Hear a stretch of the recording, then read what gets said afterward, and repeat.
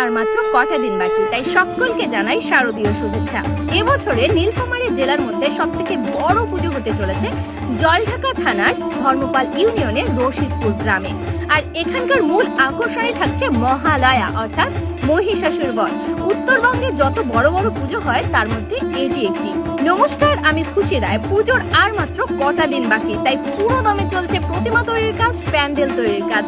আমি বলছি নীলফামারী জেলার জলঢাকা থানার ধর্মপাল ইউনিয়নের রশিদপুর গ্রামের কথা, যেখানকার মূল আকর্ষণ থাকছে এবারে মহালয়া।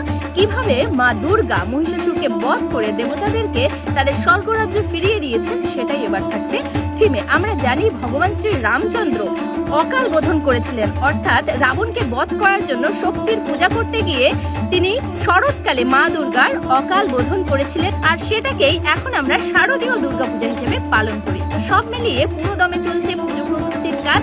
এবার পুজোয় অবশ্যই এখানে এসে পুজো দেখে যাবেন। আর সকলকে বলবো যে মহালয়ায় মা দুর্গার শক্তি থেকে আমাদের শক্তি সঞ্চয় করতে হবে এবং ধর্ম রক্ষার্থে এগিয়ে যেতে হবে। আবারও সকলকে জানাই শারদীয় শুভেচ্ছা। জয় মা দুর্গা।